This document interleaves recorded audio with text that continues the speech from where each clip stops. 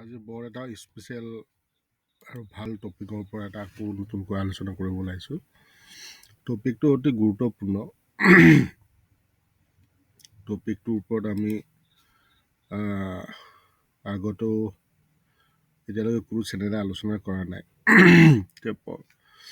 অসমৰ ৰাইজক যিসকল সৰু ইণ্ডাষ্ট্ৰি কৰিব বিচাৰিছে তেওঁলোকৰ কাৰণে গাইড দিবলৈ কাৰণে চেষ্টা কৰি আছোঁ, যাতে আমাৰ অসমৰ মানুহখিনিক মই হেল্প কৰিব পাৰোঁ। মই কাষ্টমাৰ পাবলৈ কাৰণে প্ৰব্লেম নাই।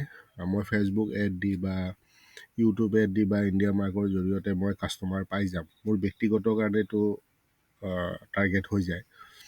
কিন্তু মই যিহেতু দুখীয়া ঘৰৰ ল'ৰা, মই দুখীয়াৰ দুখ মৰ্ম বুজি পাওঁ।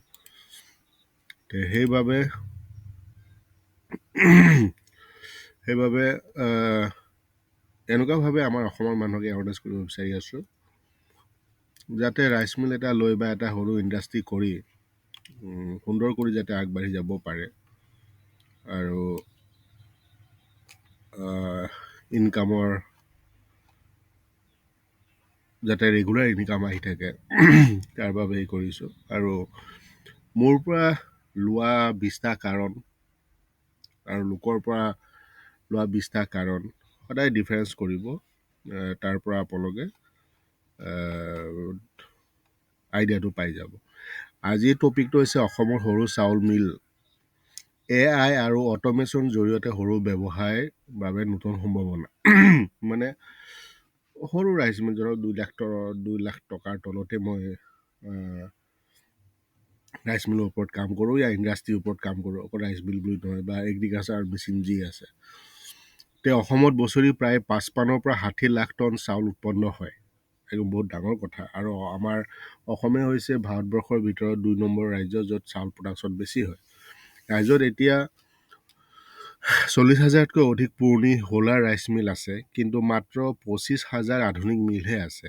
মানে পুৰণা ৰাইচ মিলটো বেছি আছে আৰু আধুনিক ৰাইচ মিল তুলনামূলকভাৱে বহুত কম আছে, আৰু আমাৰ অসমতো বহুতেই কম। AI আৰু অট'মেশ্যনৰ জৰিয়তে সৰু সৰু স্মাৰ্ট মিনি মিল এতিয়া অসমত গাঁৱৰ যুৱক যুৱতীৰ হাতত নতুন ব্যৱসায় চাবিকাঠি হৈ পৰিছে। মানে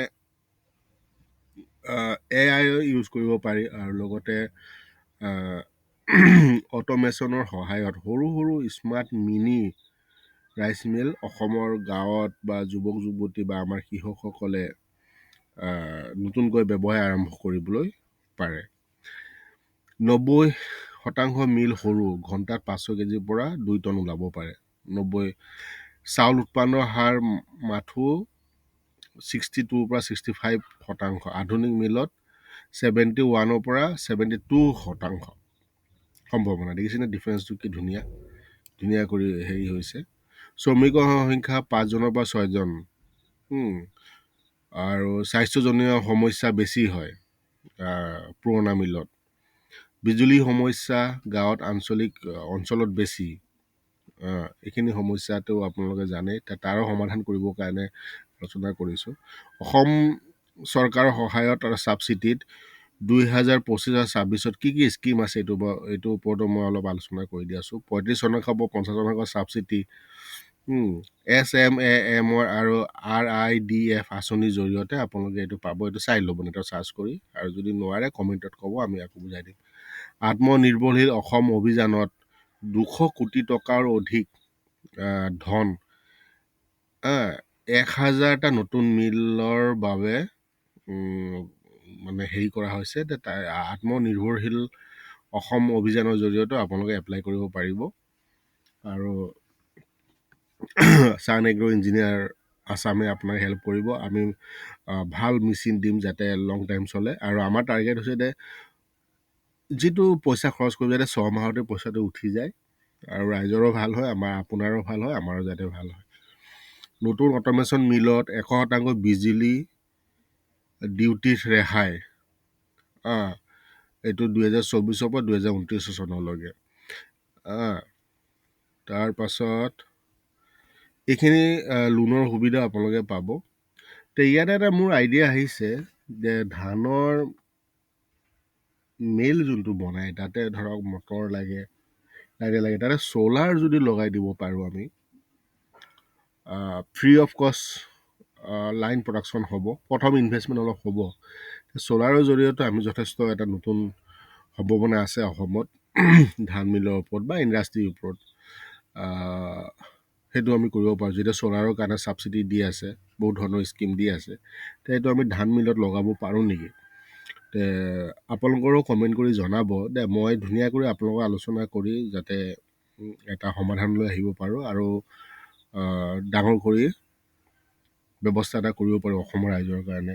বিশেষকৈ আমাৰ সৰু সৰু গাঁৱত যিখিনি ধান আছে যাতে উপযুক্ত ৰাইচ মিল পায়, পুৰণা ৰাইচ মিলৰ পৰা নতুন আধুনিক ৰাইচ মিললৈ পৰিৱৰ্তন হয়, সেইখিনি কাৰণে মই লাগি আছোঁ। আৰু অসমত একমাত্ৰ আমাৰ চেনেলটোৱে আমিয়ে কৰি আছোঁ যাতে ভালকৈ কাম কৰিব পাৰোঁ, ভালকৈ সহায় কৰিব পাৰোঁ ৰাইজক।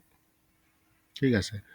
অসমত ইতিমধ্যে চলি থকা সফল উদাহৰণ ৰাইচ মিল ৰঙিয়া কামৰূপত কালাৰ ছটাযুক্ত 1 টন ঘণ্টাত এইখিনি এটা হেৰি আছে। চাউলৰ হাৰ 7%। নগাঁও হোলাৰ হাইব্ৰিড মিল আছে। ওদালগুৰিত আছে সমবায় সমিতি মিল অট'মেশ্যন। এইখিনি ৰাইচ মিল বৰ্তমান আধুনিক হিচাপে থুলমূলকৈ চলি আছে। প্ৰযুক্তি এইখিনি বস্তু আপোনালোকে স্ক্ৰীনশ্বট মাৰি ল'ব, নিজে স্ক্ৰীনশ্বট মাৰি অলপ আইডিয়া কৰি ল'ব। ঠিক আছে।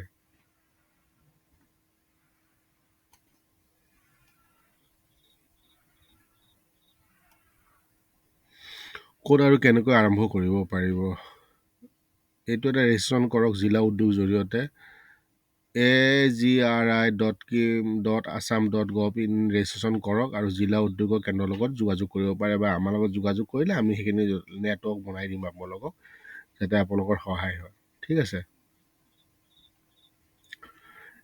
SMAM পৰ্টেলত ছাবচিডিৰ বাবে আবেদন কৰক। প্ৰতি বছৰে জানুৱাৰী/ফেব্ৰুৱাৰীত খোলে এইটো। ঠিক আছে।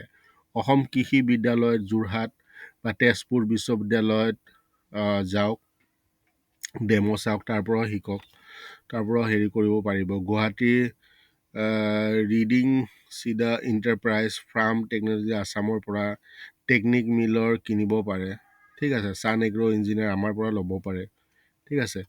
2030 চনৰ ভিতৰত অসমত 800 পৰা 8,000 পৰা 10,000টা পুৰণি হোলাৰ স্মাৰ্ট মিনি মিললৈ ৰূপান্তৰিত কৰাৰ লক্ষ্য আমি ৰাখিছোঁ। ইয়াৰ ফলত 25,000তকৈ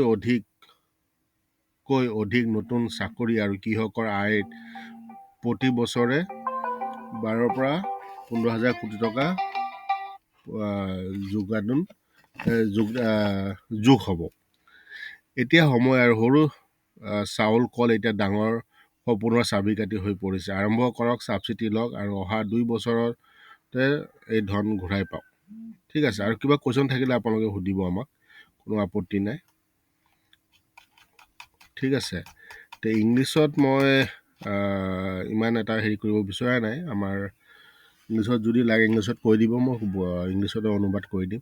তো মেইন ছাবজেক্টটো হৈছে, মেইন কি পইণ্টটো হৈছে যে আমি আধুনিকতা কৰিব লাগে আৰু তাৰ কাৰণে যিখিনি সহায় সহযোগ লাগে আপোনাক মই কৰিবলৈ ৰাজি আছোঁ অসমৰ কাৰণে। এতিয়া মই বাৰ বাৰ কৈছোঁ, মোৰ কাষ্টমাৰৰ কাৰণে প্ৰব্লেম নাই। কাষ্টমাৰ মই এডভাৰটাইজ দিলে কাষ্টমাৰ আহি যাব, কিন্তু মই সেইটো বিচাৰোঁ নাই। আপোনালোকে আলোচনা কৰি, যিসকল কাষ্টমাৰ থাকে তেওঁলোকক যোগাযোগ কৰি 15-20 বাৰ আলোচনা কৰি কোনটো ভাল হয় আপুনিও পৰামৰ্শ দিব, ময়ো পৰামৰ্শ দিম, বেলেগৰ পৰা পৰামৰ্শ ল'ব। এনেকুৱা এটা লৈ ধুনীয়া কৰি কম্বাইন কৰি পিনি তাৰপাছত ৰাইচ মিলটো আমাৰ পৰাই কিনক। যদি আমাৰ 20টা পইণ্ট ভাল হয় আমাৰ পৰা লওক, যদি বেলেগৰ 20টা পইণ্ট ভাল হয় তেওঁৰ পৰা লওক। আমি যিহেতু উদ্যমী ৰেজিষ্ট্ৰেশ্যনটো ফ্ৰী কৰি দিওঁ। ৰাইচ মিলটো কিবা প্ৰব্লেম হ'লে 24 ঘণ্টা আমি ছাপোৰ্টত থাকোঁ। আৰু যি সমস্যা হয়, পাৰ্টছ যদি লাগে, জালি লাগে, সেইটো কৰোঁ। লগতে আমি ৰাইচ মিল দিয়াৰ পিছত আমি ট্ৰেইনিঙৰ ব্যৱস্থা কৰোঁ। আৰু ৰাইচ মিল দিয়াৰ পিছত প্ৰতি মাহে মাহে আমি এবাৰ ভিডিঅ' কনফাৰেন্সৰ জৰিয়তে মিটিং বহোঁ। কিবা সমস্যা হৈছে নেকি, ইনকাম কমিছে নেকি, কেনেকৈ কি মানে ভাল কৰিব লাগিব আৰু আপোনাৰ ৰাইচ মিলটো। লগতে আমি মাৰ্কেটিং কাৰণে বেনাৰ দিওঁ, ফেচবুক পেজ বনাই দিওঁ যাতে কাষ্টমাৰ লোকেল অলপ বাঢ়ে। ৰেজিষ্টাৰ দি দিওঁ প্ৰতি ৰেজিষ্টাৰ। তাৰপিছত হোৱাটছআপ আমি বিজনেছ হোৱাটছআপ বনাই দিওঁ যাতে ৰেকৰ্ডটো সদিনত থাকে। তাৰপাছত কেনেকৈ ইনকাম হ'ব, যদি ঘৰৰ কোনোবা বেকাৰ বহি আছে তেওঁলোকক কেনেকৈ ৰাইচ মিলত মানে কামটো লগাব পাৰি, খাই ৰাইচ মিল বেচা উদ্দেশ্যই নহয়। আৰু যদি পৰিয়ালৰ কোনোবা বেকাৰ আছে দে কাম বিচাৰি আছে কাম নাই, তে আমি ৰাইচ মিলৰ লগত জড়িত কৰাই কেনেকৈ, বা ৰাইচ মিল বুলি নহয়, ইণ্ডাষ্ট্ৰি মানে যিকোনো ইণ্ডাষ্ট্ৰিৰ জৰিয়তে আমি মানে মাৰ্কেট ক'ত পাব, তে এটা মানে মিটিং প্ৰতি মাহে মাহে এবাৰ হ'ব। আৰু এইটো এনেকুৱা আন্তৰিকতা মৰমেৰে কোনো অনুষ্ঠানে নকৰে মই যিমান দূৰ দেখিছোঁ। আৰু প্ৰথম কামেই হৈছে যে মোৰ এইখিনি কৰি ভাল লাগে আৰু ৰাইজক সহায় কৰিব ভাল লাগে। আৰু অসমৰ নহয়, নৰ্থ ইষ্টত যিকোনো জেগাতে আমি সহায় কৰিবলৈ ৰেডি হৈ আছোঁ। আৰু আমি টাৰ্গেট লৈছোঁ যে 5 বছৰত 1 লাখ আমি ইণ্ডাষ্ট্ৰি কৰিম অল অসমত। সেইটোৰ ওপৰত আশা ৰাখি যিমান পাৰোঁ নিজেও শিকি আছোঁ আৰু মানুহক নতুন নতুন টেকন'লজিৰ ওপৰত শিকাব বিচাৰি আছোঁ। এতিয়া স্মাৰ্ট মিনি মিল এতিয়া আমি এটা আৰম্ভ কৰিব বিচাৰি আছোঁ, স্মাৰ্ট মিনি মিল, য'ত পুৰণা কাম কাজ, পুৰণা মেচিনকেইটা যাতে চলাব নালাগে, নতুন কৰি আৰম্ভ কৰি যাতে আমাৰ গাঁৱৰ যুৱক যুৱতী নতুনকৈ ব্যৱসায় আৰম্ভ কৰিব পাৰে। অকল ৰাইচ মিলতে খালি ধানে কুটিব লাগিব সেইটো নহয়, যেনেকৈ বৰা চাউল পেকেটিং কৰি বিহুৰ বতৰত আমি বেচিব পাৰোঁ, এইটো এটা ঘৰৰ এক্সট্ৰা ইনকাম আহি যাব। আৰু বহুত ধৰণৰ ইনকাম আছে, আমি সময়ে সময়ে আলোচনা কৰি যাম। আৰু আপোনালোকৰ যদি কিবা অভিজ্ঞতা থাকে কমেণ্টত দিব। আমি এটা জইণ্ট ভেঞ্চাৰ হৈ এটা ফেমিলি নিচিনা হৈ গোটেই অসমত আমি 1 লাখ ইণ্ডাষ্ট্ৰি এটা প্ৰতিষ্ঠা কৰিবলৈ যিটো আমাৰ মিছন, আপোনালোকেও সহায় সহযোগ কৰক। আৰু আমাৰ পৰা মেচিন লওক, ভাল মেচিন লওক। আৰু অকল ৰাইচ মিল বুলিয়েই নহয়, অন্য যি মেচিন লাগে সকলোৱে পাই যাব। পাৱাৰ টিলাৰ কওক, ট্ৰেক্টৰ কওক, সৰু ট্ৰেক্টৰ কওক, যি লাগে এগ্ৰিকালচাৰ যি আৰু ইণ্ডাষ্ট্ৰিয়েল যি মেচিন কৰে চব পাই যাব। কিবা হ'লে আমাৰ চাহ এগ্ৰ' ইঞ্জিন আছামৰ পৰা গোটেই হেল্প পাব। মোবাইল নম্বৰো আছে, মোবাইল নম্বৰ যোগাযোগ কৰিব। আজিলৈ এইটোৱে, আৰু নেক্সট ভিডিঅ'ত আৰু আমি ধুনীয়া কৰি আলোচনা কৰিম, সেইটো পাই যাব আপোনালোকে। ঠিক আছে, আপোনালোকৰ কিবা যদি আইডিয়া থাকে দিব, মই অসমৰ ৰাইজক এইটো বুজাবলৈ বিচাৰিম। ঠিক আছে, আৰু এইখিনি স্ক্ৰীনশ্বট মাৰিও আপোনালোকে পঢ়িব লাহে লাহে, মই অলপ শ্ল'কৈ দি আছোঁ, অলপ স্ক্ৰীনশ্বট মাৰি পঢ়িব। তাৰপৰা যদি কিবা আইডিয়া আহে দিব এই হেৰি কৰি।